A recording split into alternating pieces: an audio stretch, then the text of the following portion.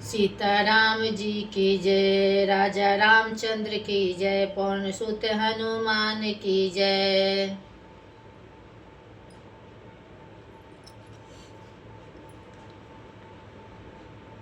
रामचरित के चौथा अध्याय। एक बार नारद जी ने शाप दिया, अतः एक कल्प में उसके लिए अवतार हुआ। यह बात सुनकर पार्वती जी बड़ी चकित हुई और बोली कि नारद जी तो विष्णु भक्त और ज्ञानी हैं। कारण कौन श्राप मुनि दीन्हा, अका अपराध रमापति कीन्हा। यह प्रसंग मोहि कहूँ पुरारी, या सुनी मन मोह अंचरण भाचरज भारी। अर्थात मुनि भगवान से साप किस कारण से दिया, लक्ष्मीपति भगवान उनका क्या अपराध किया था। हे पुरारी शंकर जी, यह कथा मुझसे कहिए। मुनि नारद, मन में मोह होना बड़ा आश्चर्य की बात है। दोहा बोले बिहसी महेश तब ज्ञानी, मूढ़ ना कोई अजेहि जस रघुपति करही, जब सो तब तेहि क्षण होई। तब महादेव जी ने हंसकर कहा, ना कोई ज्ञानी है ना मूर्ख। श्री रघुनाथ जी जब जिसको जैसा करते हैं वह उसी क्षण वैसा ही हो जाता है। कहूँ राम गुण गाथा, भरद्वाज सादर सुनहु। अभव भजन रघुनाथ भजू, तुलसी तनि मान मदऊ। ज्ञानवल्लभ जी कहते हैं, हे भरद्वाज, मैं श्री रामचंद्र जी के गुणों का कथा कहता हूँ, तुम आदर से सुनो। तुलसीदास जी कहते हैं, मान और मत को छोड़कर आवागमन का नाश करने वाला रघुनाथ जी को भजो। हिमगिरि गृह एक अति पावनी, अबह समीप सुर सरि सुहावनी। आश्रम परम पुनीत सुहावा, देखी देव ऋषि मन अति भावा। अर्थात हिमालय पर्वत एक बड़ी पवित्र गुफा थी, उसके समीप ही सुंदर गंडकी बहती थी। वह परम पवित्र सुंदर आश्रम देखने पर नारद जी के मन को बहुत ही सुहावना लगा। निरखी शैलेशरी विपिन विभागा, अभयहु रमापति पद अनुरागा। सुमिरत हरि साप गति बाधी, असहज विमल मन लागी समाधि। अर्थात पर्वत नदी और पावन के सुंदर विभागों को देखकर नारद जी लक्ष्मी कन्या भगवान के चरणों में प्रेम हो गया। भगवान स्मरण करते ही उन नारद मुनि के साप की जो साप उन्हें 10 प्रजापति दिया था और जिसके कारण वह एक स्थान पर नहीं ठहर सकते थे, गति रुक गई और मन में भावना विक की निर्मल होने से उनकी समाधि लग गई। मुनि गति देखी सुरेश डराना, अका मही बोली किन्ह समाना। सहित सहाय जाहु मम होए तू, अचलऊ हरसी हिय जलचर केतु। अर्थात नारद मुनि की यह तपोमणि स्थिति देखकर देवराज इंद्र डर गए। उसने कामदेव को बुलाकर उसका आदर सत्कार किया और कहा कि मेरे हित के लिए तुम अपने सहायकों सहित नारद की समाधि भंग करने को जाओ। यह सुनकर मीनध्वज कामदेव मन में प्रसन्न होकर चले। मुना सिरे मने महु असी त्रासा, चाहत देव ऋषि मम पुरवासा। जे कामी लोलूप जग माही, अकुटिल काक इन सब ही डराही। इंद्र के मन में यह डर हुआ कि देव ऋषि नारद मेरी पूरी अमरावती का निवास राज्य चाहते हैं। जगत में जो कमी और लोभी होते हैं वह कुटिल कोयल की तरह सबसे डरते हैं। सुख हाडले भाग सठ स्वान, निरखी मृगराज, आ छीनी देई जानी जान जर, तिमी सुर परतिही न लाज। अर्थात जैसे मूर्ख कुत्ता सिंह को देखकर सूखी हड्डी लेकर भागे और वह मूर्ख यह समझते कि कहीं उस हड्डी को सिर छीन न ले, वैसे ही इंद्रों के नारद जी मेरा राज छीन लेंगे, ऐसा सोचते लाज नहीं आई।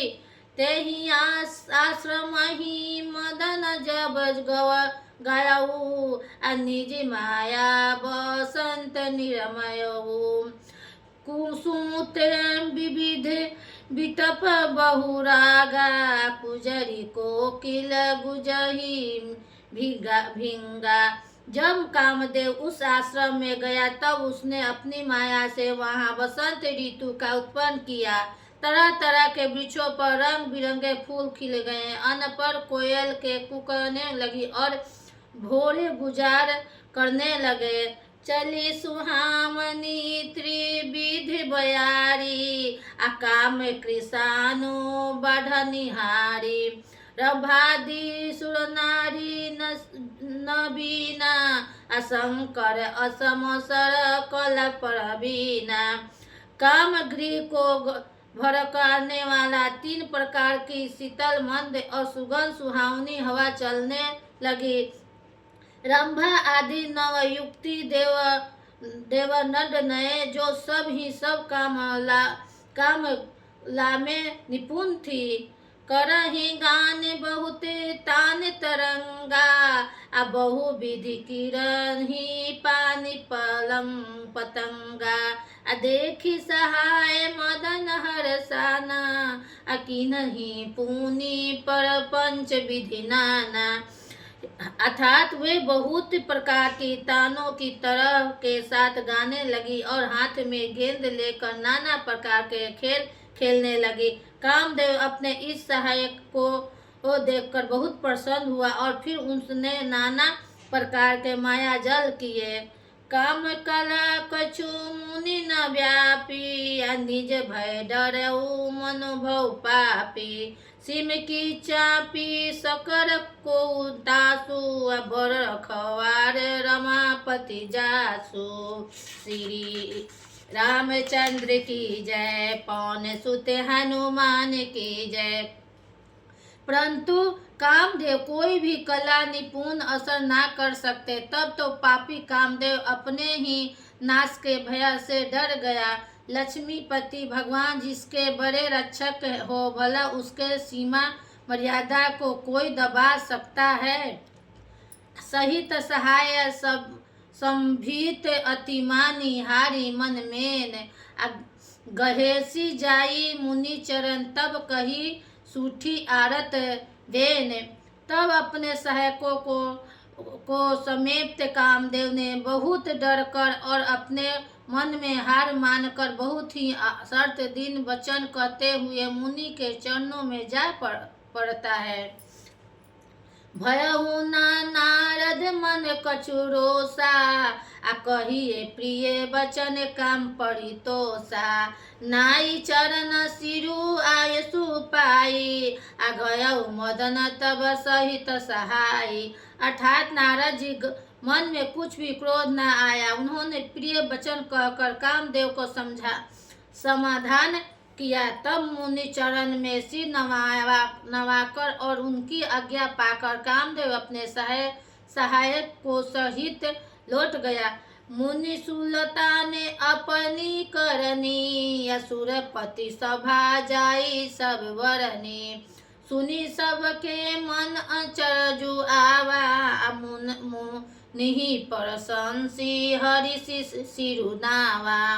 अर्थात देवराज इंद्र सभा में जाकर उनसे मुनि की सुशीलता और अपनी करतूत सब कही, जिसे सुनकर सबके मन में आश्चर्य हुआ और उन्होंने मुनि की बड़ाई करके श्री हरि को सिर नवाया।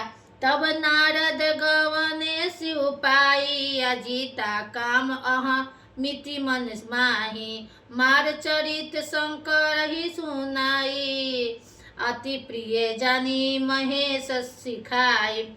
अर्थात तब नारद जी शिव जी के पास गए। उनके सामने इस बालक का अहंकार हो गया कि हमने कामदेव को जीत लिया। उन्होंने कामदेव के चरित्र शिव जी को सुनाई और महादेव जी ने उन नारद जी को अत्यंत प्रिय जानकर इस प्रकार शिक्षा दी। बार बार बिनऊ मुनि तो ही अजीमी यथ कथा सुनायहु मोहि। तिमी जनि हरिषि सुनावहु कबहु अचलहु प्रसंग दुरायहु तबहु। अर्थात हे मुनि, मैं तुमसे बार बार विनती करता हूँ कि जिस तरह यह कथा तुमने मुझे सुनाई है उस तरह भगवान हरि को कभी मत सुनाना, चर्चा भी मत करना, तब ही इसको छुपा जाना। शंभुधि ने उपदेश हित नहीं नारद जी सोहान। अब भरद्वाज कौतुक सुनहु हरि इच्छा बलवान। अर्थात यद्यपि शिव जी यह हित की शिक्षा दी पर नारद जी वो अच्छी नहीं लगी। हे भरद्वाज, अब कौतुक तमाशा सुनो। हरि की इच्छा बड़ी बलवान है। राम की नहीं चाहती सोई होई, या करे अन्यथा अस नहीं कोई। शंभु बचन मुनि मन नहीं, भाए तब बिरची के लोक सिधाए। श्री रामचंद्र जी जो करना चाहते हैं वही होता है। ऐसा कोई नहीं जो उसके विरुद्ध कर सके। श्री शिव जी के वचन नारद जी मन को अच्छे नहीं लगे। तब वे वहाँ से ब्रह्मलोक में चले गए। एक बार करत बल बर बीना, अगावत हरि गुण गान पर बीना। क्षीर सिंधु वने मुनिनाथा, जह बस श्रीनिवास सुति माथा। एक बार गना विधा में निपुण मुनिनाथ नारद जी हाथ में सुंदर बीना लिए हरि गुण गाते हुए श्री सागर को गए, जहाँ वेदों के मस्त स्वरूप मूर्तियां वेद तत्व लक्ष्मी निवास भगवान नारायण रहते हैं। हरि मीठी उठी रमा निकेता, बैठे आसन ऋषि ही समेता। बोले भी हंसी चराचर राया, बहुत दिन कीन्ही मुनि दाया। रमा निवासनी भगवान उठकर बड़े आनंद से उनसे मिले और ऋषि नारद जी के साथ आसन पर बैठ गए। चराचर के स्वामी भगवान हंसकर बोले, हे मुनि, आज आपने बहुत दिनों पर दया की है। कामचरित नारद सब भाषे, जहाँ पी प्रथम बरजी शिव राखे। अति प्रचंड रघुपति के माया, जेहि नामो अस को जग जाया। अर्थात यपि श्री शिव जी ने उन्हें पहले से ही बरज रखा था, तो भी नारद जी कामदेव का सारा चरित्र भगवान को कह सुनाया। श्री रघुनाथ जी की माया बड़ी ही प्रबल है। जगत में ऐसा कौन जन्मा है जिसने वह मोहित न करे दे। रुख बदन करी बचन मृदु बोले श्री भगवाना, तुम्हारे सुमिरत ते मिटही मोह मार मद माना। अर्थात भगवान रुखा मुंह करके कोमल वचन बोले, हे मुनिराज, आपका स्मरण करने से दूसरों के मोह काम मद और अभिमान मिट जाता है। फिर आपके लिए तो कहना ही क्या है। सुनु मुनि मोह होई मत ताके, गयान विराग हृदय नहीं जाके। ब्रह्मचर्य वर्त रहते अति धीरा, तुम्हि की करई मनो भव पीरा। अर्थात हे मुनि सुनिए, मोह तो उसके मन से में होता है जिसके हृदय ज्ञान वैराग नहीं है। आप तो ब्रह्मचर्य में तत्पर और बड़े धीर बुद्धि हैं, भला कहीं आपको भी कामदेव सता सकते हैं।